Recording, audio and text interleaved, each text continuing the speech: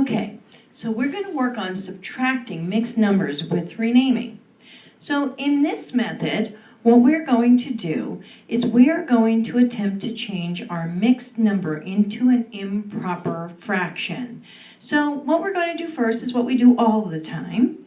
We're going to find an equivalent fraction. So we have to do that, actually find two equivalent fractions because it's so much easier to subtract when we have equivalent fractions.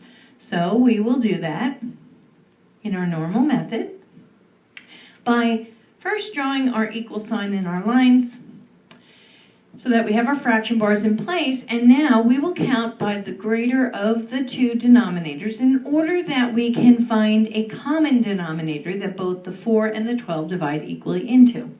So we're going to start by counting by 12s, and we're going to think as we go. 12. Can 4 divide evenly into 12? And the answer is yes, it can. So that will become our common denominator. So we'll put the common denominator in for both of those two fractional pieces of our mixed numbers. Now, to finish the puzzle, we will look at the 4 and say, how did the 4 become the 12? Well, we multiplied it by 3. And so whatever we do to the denominator, we have to do to the numerator. So 1 times 3 will be 3.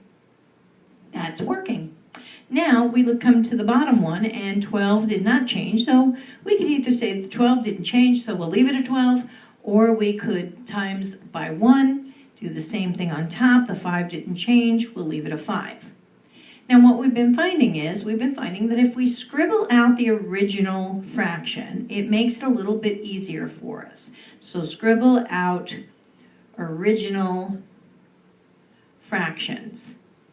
The reason that makes it easier is because it's not so much in our face. We can kind of just see now that instead of 7 1/4, we now have 7 3/12.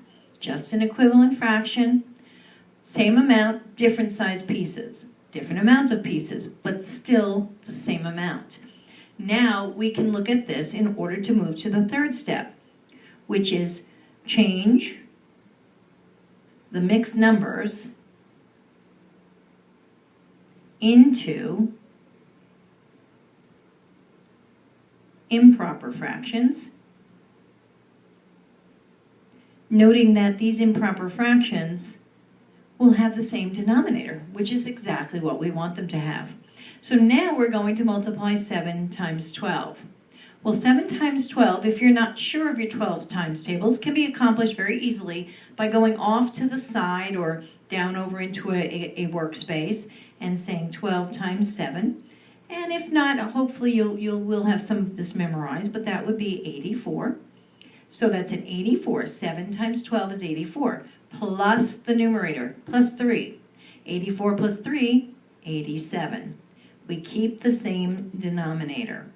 So now we've basically changed 7 3/12 into 87/12. Now we do the same with the other mixed number.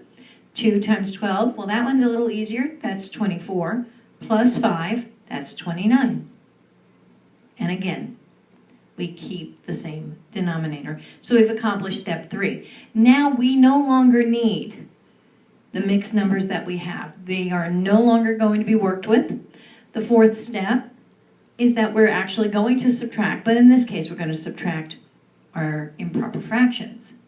87 minus 29, now there's a couple of ways you could do that, and if you can do mental math, I certainly do encourage it, but if you can't, go back to that workspace, and let's make sure that we're very careful as we regroup and subtract, that we subtract correctly, because again, this could be a place where you make a mistake.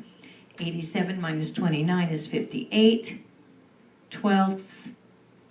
And at this point, we've done our fourth step of subtracting, but we're not exactly done yet because we need to simplify.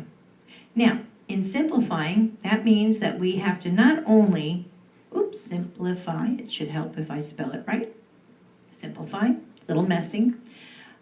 It would help if I made sure that I understood what simplify meant. It means that if I have an improper fraction, I have to make that into a mixed number, but the fractional piece that comes out of that mixed number also